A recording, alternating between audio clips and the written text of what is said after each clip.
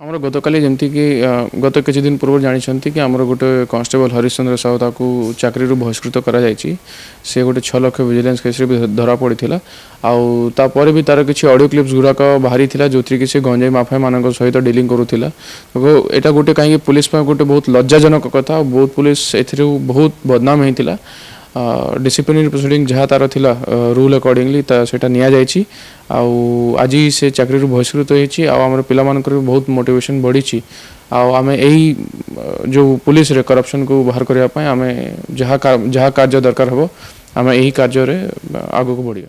संध्या 4:30 गोटे भल चढ़ऊ करथिला हमर रामदी नाला पाखरे 3 युवक 22.5 ग्राम ब्राउन शुगर सहित सस्पेक्टेड ब्राउन शुगर सहित धरा पड़ी।